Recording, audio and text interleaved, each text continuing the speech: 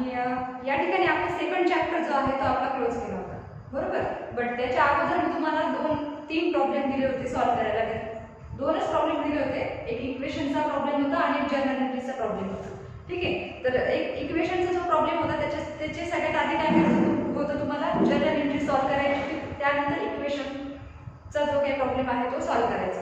General entry यासाठी दिली होती जेणेकरून तुमची त्या ठिकाणी प्रॅक्टिस होईल. आणि इक्वेशनचाही प्रॉब्लेम तो सॉल्व्ह करायचा होता तुम्हाला. आणि अजून एक प्रॉब्लेम दिला होता. टोटल 3 प्रॉब्लेम दिले होते. सेकंड लास्टचा जो काही प्रॉब्लेम होता तो जनरल एंट्रीजचा होता. ठीक आहे.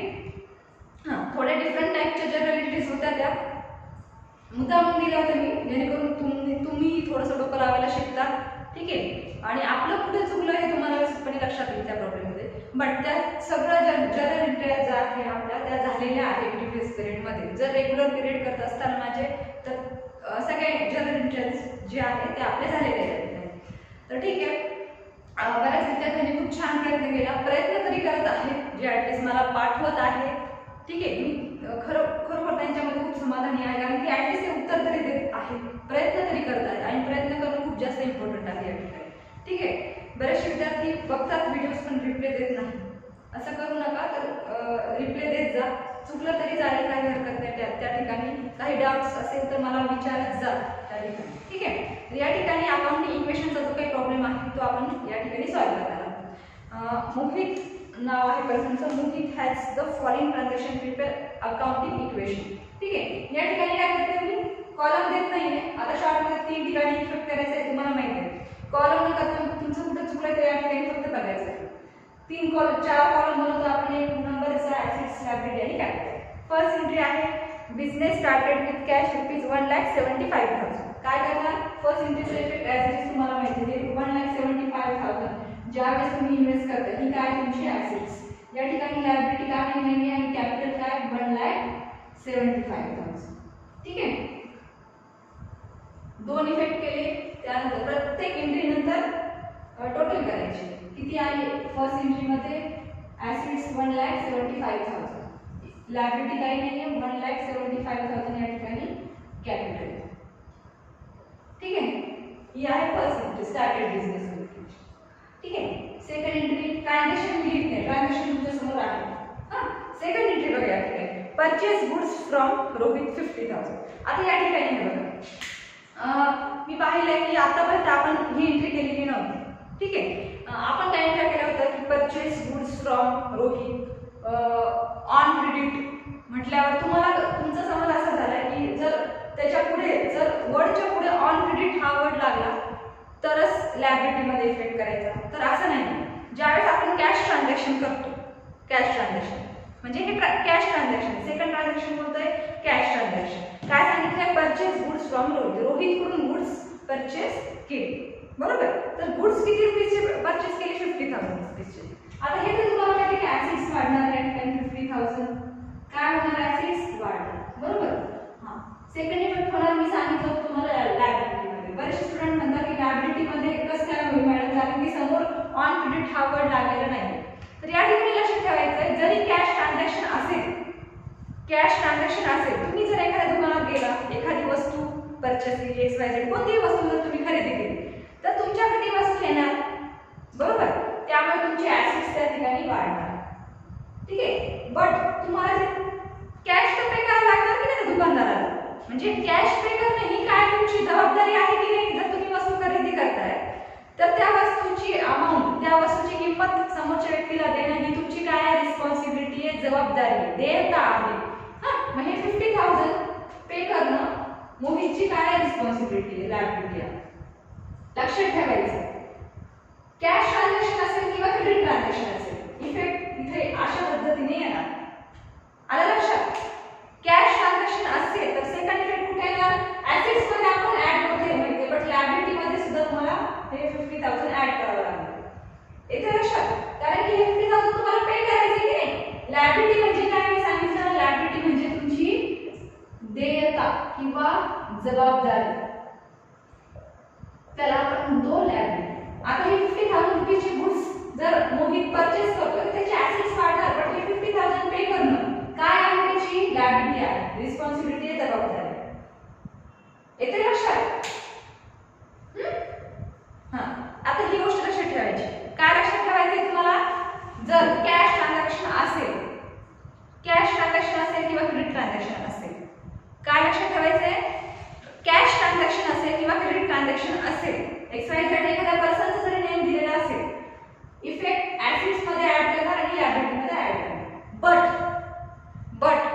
जर तुम्हाला ऍसेट्स दिले एखादी की तुम्ही ऍसेट्स परचेस केली, परचेस मशिनरी फॉर कॅश ₹50,000 असं जर ट्रान्झॅक्शन आलं म्हणजे तुम्ही त्या ठिकाणी काय करताय, ऍसेट्स परचेस करताय. काय करताय, ऍसेट्स परचेस करताय.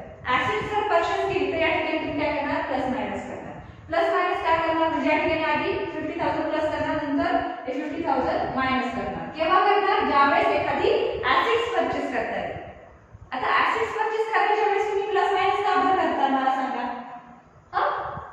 का बरं करता, प्लस का बरं करता, कारण की तुमची ऍसेट्स वाढते. ज्यावेळेस मी ट्रान्झॅक्शन सांगते की suppose purchase machinery on cash ₹10,000 असं जो ट्रान्झॅक्शन आहे हे कोणतं ट्रान्झॅक्शन आहे, कॅश ट्रान्झॅक्शन. किंवा हे जरी नसतं दिलं तरी तुम्हाला लक्षात येतं की हे कॅश ट्रान्झॅक्शन, बरोबर. हा वर्ड जरी नसता दिला, नुसतं परचेस मशिनरी ₹10,000 तर तिथे तुम्हाला कळतंय की हे कॅश ट्रान्झॅक्शन. फक्त क्रेडिट ऑन क्रेडिट हा वर्ड लागला की समजायचं हे क्रेडिट ट्रान्झॅक्शन आहे, उधारीचा व्यवहार आहे. आता हे ट्रान्झॅक्शन कॅश ट्रान्झॅक्शन आहे तुम्हाला माहिती आहे. बट मी याच्या आधी सांगितलंय तुम्हाला, जर एखादी ऍसेट्स परचेस करताय, काय, जर एखादी ऍसेट्स परचेस करताय तर त्यावेळेस हे ₹10,000 ची ऍसेट्स तुमच्याकडे काय होणार, ऍसेट्स वाढणार. बट आता हे 10,000 तुम्ही कुठून पे करणार, तुमच्या ऍसेट्स मधूनच द्यावं लागणार नाही. तुमची टोटल संपत्ती जेवढी त्याच्यातूनच तुम्ही एखादी ऍसेट्स परचेस करताय, बरोबर. मग हे 10,000 काय करणार तुम्ही, ऍसेट्स मध्येच काय करणार, मायनस करणार. बट हे केव्हा करणार, ज्यावेळेस एखादी ऍसेट्स परचेस करताय त्यावेळेस. बट आता हे ट्रान्झॅक्शन काय सांगितलं तुम्हाला, परचेस गुड्स ऑन कॅश ₹50,000 असं ट्रान्झॅक्शन आहे. म्हणजे या ठिकाणी तुम्ही गुड्स परचेस करताय. गुड्स ही ऍसेट्स नाही तुमची. गुड्स ऍसेट्स आहे का, नाही.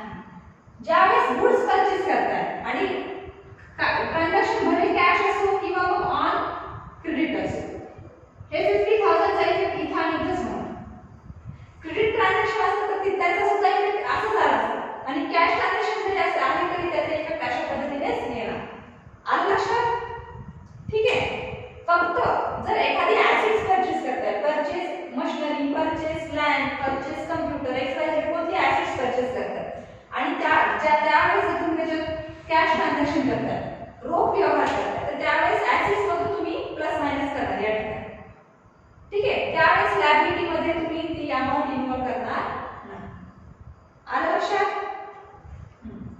मी याच्या आधी सुद्धा तुम्हाला सांगितलंय आता की प्लस मायनस केव्हा करणार, इथं दोनच सिच्युएशन असेल त्यावेळेस तुम्ही प्लस मायनस करता. केव्हा, ज्यावेळेस गुड्स सोल्ड करता त्यावेळेस. गुड्स सोल्ड करता, मग कॅशने सोल्ड करा किंवा क्रेडिटने सोल्ड करा.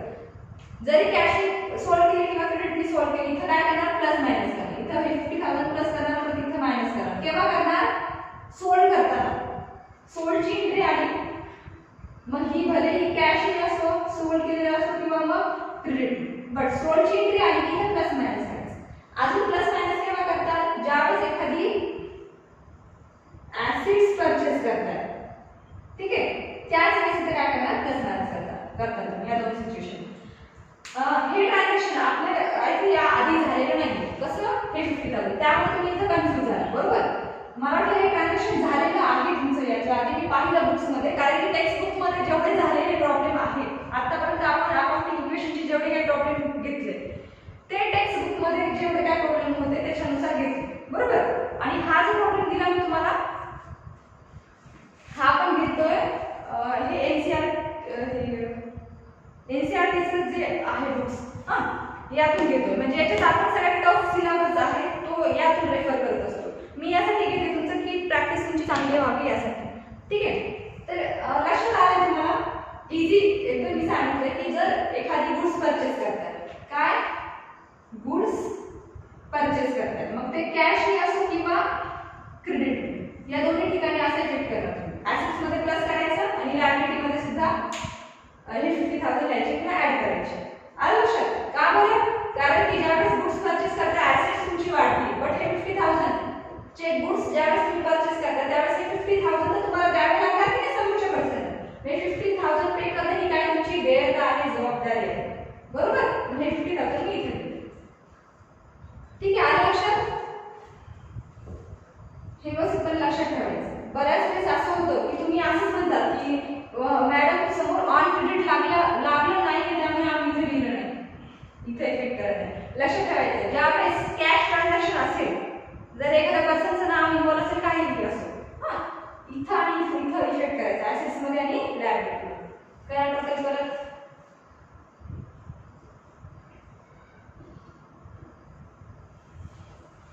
बघा इक्वेशन सेम येते का?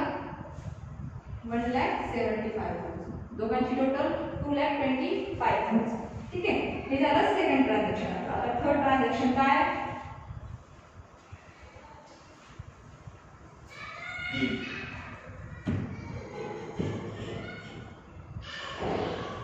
थर्ड ट्रान्झॅक्शन बघा.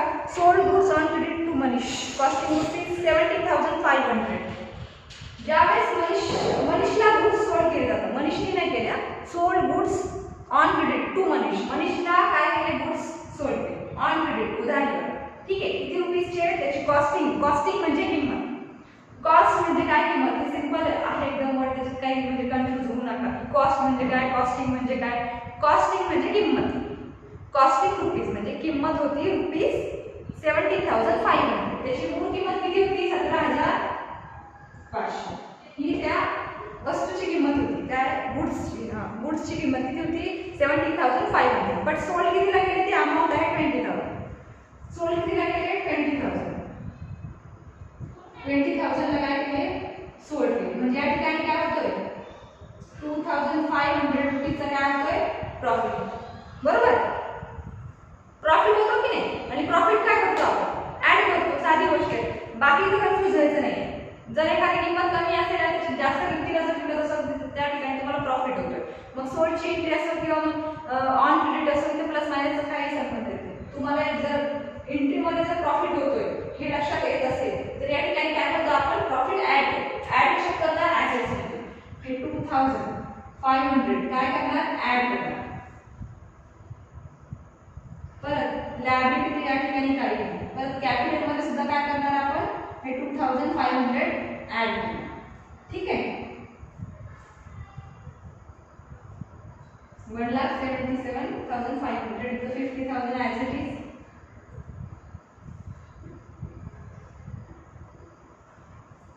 ठीक आहे, 2,27,500. त्यानंतर ठीक आहे, परत लक्षात आलंय तुमच्या? यात कन्फ्युज होऊ नका. मी जरी तुम्हाला अशी ट्रान्झॅक्शन देते की जे मुद्दाम तुम्ही म्हणतात की हे तर ट्रान्झॅक्शन आपलं झालंच नाही आतापर्यंत आणि मॅडमने जर हे तर वेगळीच एंट्री दिली, यात वेगळं असं काही नाही. तुमचं झालेलं आहे, लँग्वेज तुम्हाला जरा फिरवून दिलेली आहे आणि ते तिथं तुम्हाला लक्षात आलं पाहिजे. कारण की अकाउंटमध्ये ही गोष्ट खूप मेन आहे. कारण की 12th ला 12वी ला तुम्हाला असंच होतं, सिलेबस तुमचा ऑल कव्हर झालेला असतो, बट एखादी ऍडजस्टमेंट अशी घुमून फिरून तुम्हाला वेगळी दिली जाते आणि तिथं तुम्ही कन्फ्युज होतात. मग तुम्ही म्हणता की ही ऍडजस्टमेंट आपली कधी झालेलीच नाही. ठीक आहे, त्यामुळे मी सुरुवातीपासून तुम्हाला क्वेश्चन मुद्दाम काही डिफिकल्ट देते जेणेकरून तुम्ही स्वतः जरा डोकं लावायला शिकता त्या ठिकाणी. ठीक आहे, चुकू द्या, प्रयत्न करत राहा त्या ठिकाणी. ठीक आहे, त्यानंतर नेक्स्ट काय बघा? Purchase furniture for office use 10,000.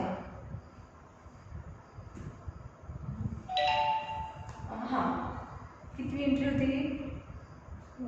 Fourth नंबरची. Purchase furniture for office use 10,000. 10,000चं फर्निचर परचेस केले. मी तुम्हाला आता सांगितलं की एखाद्या ऍसेट्स परचेस करताय तर काय करणार? ऍसेट्स मध्ये प्लस मायनस करणार. आधी परचेस करताय फर्निचर तर हे फर्निचर ऍसेट्स मध्ये वाढणार. बट हे 10,000 ज्यावेळेसची ऍसेट ज्यावेळेस परचेस करता हे 10,000 तुम्हाला द्यावं तर लागणार ना. कशातून देणार? तुमची जी काही ऍसेट्स आहे त्याच्यातून जी काही संपत्ती टोटल किती? टोटल संपत्ती तुमची टोटल ऍसेट्स किती आतापर्यंत? 2,27,500. याच्यातून देणार की नाही? हे 10,000. बरोबर? मग हे 2,27,500 मध्ये हे 10,000 ऍड केले काय आणि त्याच्यानंतर परत हे 10,000 लेस केले काय? अमाऊंट किती येणार? हीच येणार खाली. बरोबर? हे दोन इफेक्ट केले आपण. या ठिकाणी लायबिलिटी सुद्धा काही नाहीये आणि कॅपिटल सुद्धा काही नाही. म्हणजे ऍज इट इज आधी जेवढी इक्वेशन होती तेवढीच आली आहे.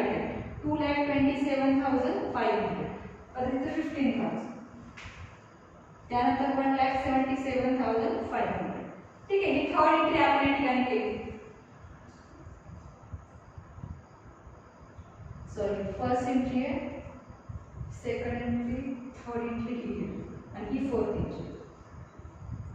ठीक आहे. ही फिफ्थ नंबरची एंट्री बघा. आता काय सांगितलंय, cash paid to Rohit in full settlement ₹48,500. 48,500 cash काय केली या ठिकाणी, पेड केली. कोणाला केली पेड, रोहित. हे असं सांगितलं ट्रान्झॅक्शन. मी उदाहरण इथं असं लिहिते कारण मी ट्रान्झॅक्शन मी देत नाही तुम्हाला.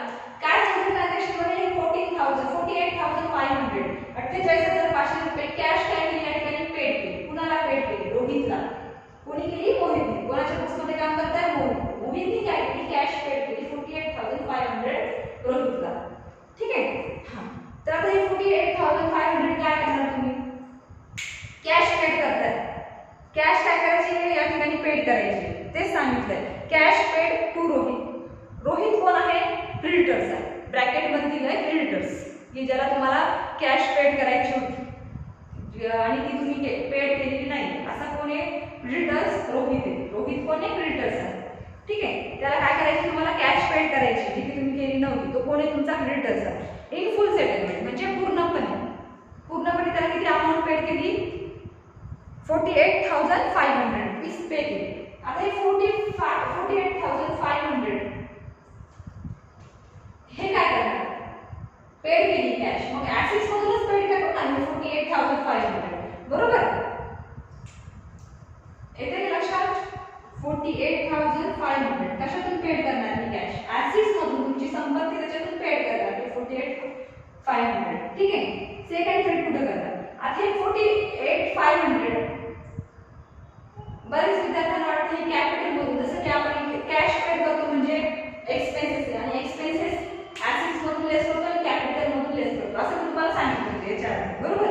बट या ठिकाणी लक्षात द्यायचं आहे, तुम्हाला व्यवस्थितपणे लक्ष द्यायचं आहे. बघा, फर्स्ट एंट्री काय आहे आपलं, सॉरी सेकंड एंट्री बघा. आता सगळ्यांनी काय सांगितलं सेकंड एंट्री मध्ये, purchase goods from Rohit. Rohit कडून काय केले, गुड्स परचेस केले आणि त्याचाच इफेक्ट खाली सांगितलंय तुम्हाला फिफ्थ नंबरच्या एंट्रीमध्ये, cash paid to Rohit. Second entry मध्ये काय सांगितलं, म्हणजे सेकंड एंट्री सुद्धा रोहितची आहे आणि फिफ्थ नंबरची सुद्धा एंट्री रोहितची आहे. या दोन्ही एंट्रीचा संबंध येतो एकमेकांशी. येते लक्षात. आता सेकंड एंट्री काय सांगितलं, सेकंड एंट्री मध्ये की गुड्स परचेस केले रोहितकडून 50,000 रुपये. आता इथं व्यवस्थितपणे लक्ष द्या की 50,000 रुपयाचा माल रोहितकडून खरेदी केला. किती, 50,000 रुपयाचा माल रोहितकडून काय केला, परचेस केला. कुणाकडून, रोहितकडून. हे क्लिअर झालं. सेकंड एंट्री मध्ये सांगितलं, but purchase goods from Rohit. हा, फक्त एवढं सांगितलं की रोहितकडून 15,000 रुपयाचे गुड्स परचेस केले, बट त्याला कॅश दिली किंवा हे क्रेडिट ट्रान्झॅक्शन असं काही सांगितलं नाही या ठिकाणी. ठीक आहे. त्यानंतर फिफ्थ नंबरच्या एंट्री मध्ये परत रोहितचंच नाव आहे. परत रोहितचंच नाव आहे. आता हा रोहित म्हणजे दुसरा कोणी नाही, तोच रोहित आहे. जर एंट्रीज मध्ये जर एखाद्या पर्सनचं नाव जर डबल रिपीट होतंय तर समजायचं त्या एंट्रीचा संबंध खाली काहीतरी आहे. म्हणजे या ठिकाणी काय होतंय, सेकंड एंट्री मध्ये मोहितने काय केले, गुड्स परचेस केले 50,000 कुणाकडून, रोहितकडून. हे व्यवस्थित लक्ष द्या. आता रोहितकडून काय केले, 50,000 गुड्स परचेस केले. त्याच्यानंतर फिफ्थ नंबरच्या एंट्री मध्ये काय सांगितलं की कॅश पेड केली रोहितला. आता हे 50,000 कॅश पेड केली रोहितला असं सांगितलं. फिफ्थ नंबरच्या एंट्री मध्ये सेकंड एंट्री मध्ये काय सांगितलं की रोहितकडून गुड्स परचेस केले आणि फिफ्थ नंबरच्या एंट्री मध्ये काय सांगितलं की कॅश पेड केली. सेकंड एंट्री मध्ये काय सांगितलं की रोहितकडून काय केले, गुड्स परचेस केले आणि फिफ्थ नंबरच्या एंट्री मध्ये काय सांगितलं की कॅश पेड केली. कॅश किती पेड केली, 48,500. 48,500 काय केली आहे, कॅश पेड केली आहे. ठीक आहे. म्हणजे पूर्ण कॅश पेड केली का, नाही. बघा, हे लेस करायचं 1,500 रुपये. हे काय आहे, बाकी आहे. हे 1,500 बाकी किती पे करायचे, बरोबर. म्हणजे याचा मिनिंग असा होतो, येते का लक्षात तुमच्या की सेकंड एंट्री मध्ये सांगितलं की रोहितकडून गुड्स परचेस केले 50,000 रुपये. त्याच्यानंतर फिफ्थ नंबरच्या एंट्री मध्ये काय सांगितलंय की रोहितला काय केले, कॅश पेड केले ऑन फुल सेटलमेंट. म्हणजे पूर्णपणे अमाउंट किती दिली, 48,500 अमाउंट दिली. म्हणजे बाकी किती द्यायचे आपण रोहितला? 1500 काय करायचे रोहितला द्यायचे बाकी. म्हणजे हे लायबिलिटीज आहे. येते लक्षात आहे 48,500 काय लायबिलिटी. आलं लक्षात? परत एकदा लक्ष द्या.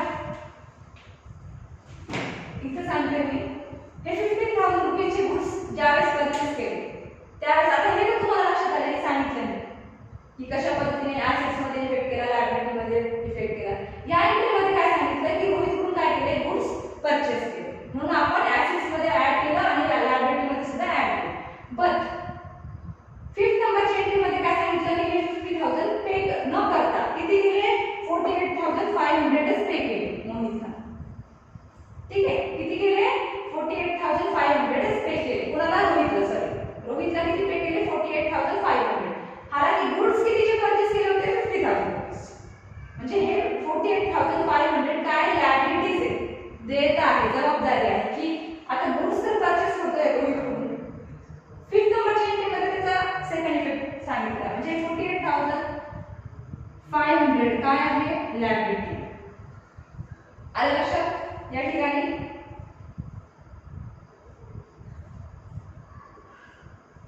1,77,500 आणि हे लेस करा 0 0 0 9 5 6 7 8 9 2,79,000. ठीक आहे सॉरी 1,79,000. ठीक आहे हे इथे लक्षात आले व्यवस्थितपणे. आता बरेच विद्यार्थ्यांना काय वाटतं की जसं की आपण कॅश पेड म्हणजे एक्सपेन्सेस पेड केला. बरेच विद्यार्थी काय करतात ऍसेट्स मध्ये लेस करतात 48,500 आणि त्यांना वाटतं की हे 45,000 कॅपिटल मधून पण लेस करायचे. पण हे 48,500 ही लायबिलिटीज आहे. ही काय लायबिलिटीज आहे. हे कशावरून कळतं की ही लायबिलिटीज आहे? कारण की सेकंड एंट्री बघा सेकंड एंट्री मध्ये काय सांगितलं की रोहित 15,000 रुपयाचे गुड्स परचेस केले बरोबर. आणि 5th नंबरच्या एंट्री मध्ये काय सांगितलं की 48,500 रुपीज काय केले कॅश पे केले रोहित. आता कॅश पे करताना ऍसेट्स मधूनच पे करणार म्हणून आपण या ऍसेट्स मधून 48,500 काय केले लेस केले. बट सेकंड इफेक्ट लायबिलिटीला करतोय आपण कारण की लायबिलिटी किती होती 15,000 त्याच्यापैकी 48 हे 15,000 कोण लिहितो आपण हेच लिहितो. हे 50,000 पे करायचे बाकी होते त्याच्यातून किती पे केले आपण फक्त 48,500 पे केले म्हणजे अजून लायबिलिटी किती आहे 1,500. आलं लक्षात? ठीक आहे ठीक आहे आता हे क्लिअर झालं तुमचं. त्यानंतर 6 नंबरची एंट्री बघा. हे बघा इतक्या डिफिकल्ट एंट्री तुम्हाला येतच नाही अशा प्रकारच्या. ठीक आहे आतापर्यंत दिल्या तेवढ्याच येतात पण अभ्यास आपण व्यवस्थित करायचा टफ करायचा जेणेकरून पुढे तुम्हाला CS CMA करायचं आहे तिथं फायदा होईल तुम्हाला. ठीक आहे त्यानंतर 6 नंबरची एंट्री बघा काय cash received from Manish. Manish कडून किती 20,000 रुपये 20,000 रुपये कॅश काय झाली रिसीव्ड झाली. कॅश रिसीव्ड झाली म्हणजे प्रॉफिट झाला. ऍसेट्स मध्ये ऍड करणार आणि परत अजून कशात ऍड करणार लायबिलिटी मध्ये करणार का नाही. हे 20,000 कॅपिटल मध्ये ऍड करणार.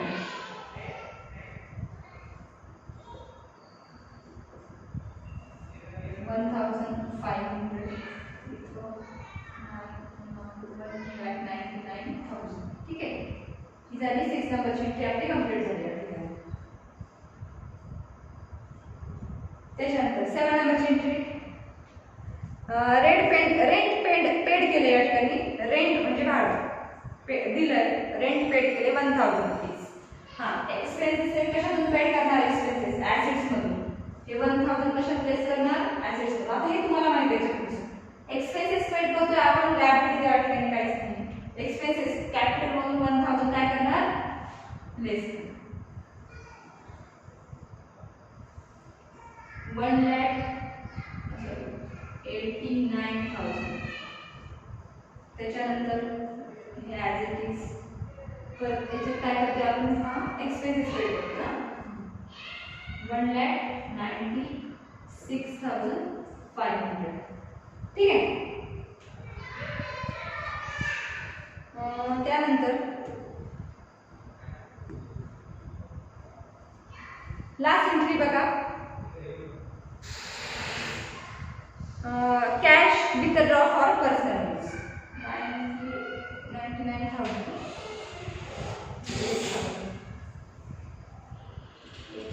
सॉरी हे 10,000 दिले मी 1,000 ठीक आहे 1,98,000 ठीक आहे.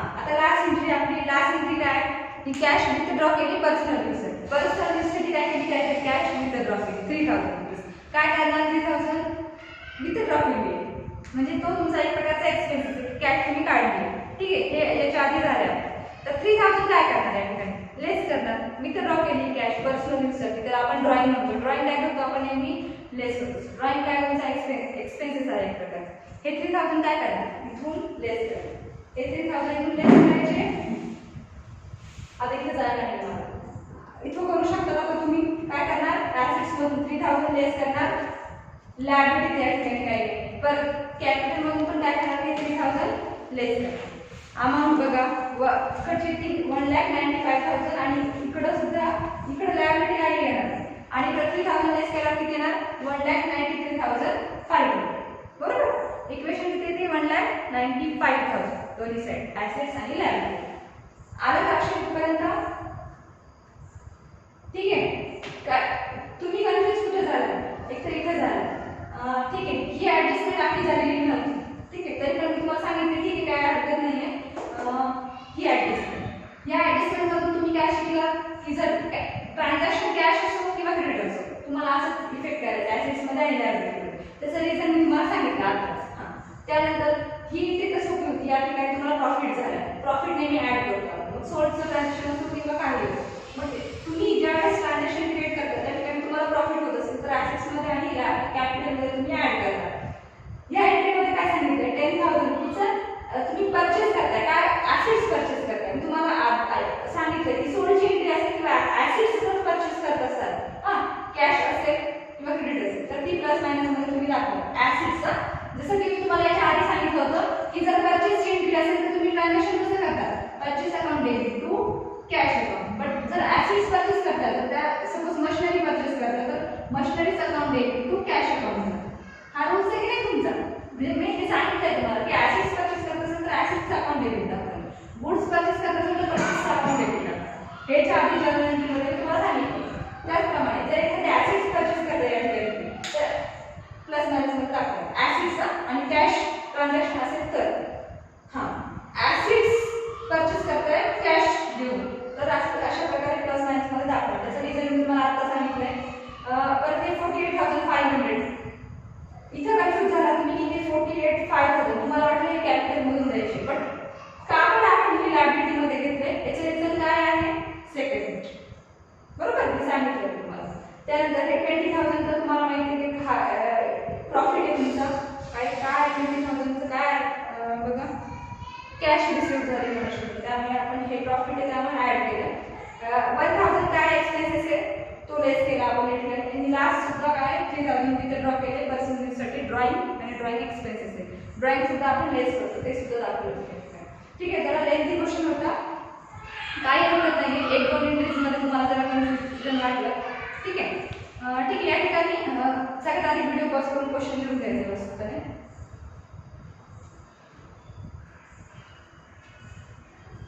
So today we will stop here and remaining part we will be discussed tomorrow morning session.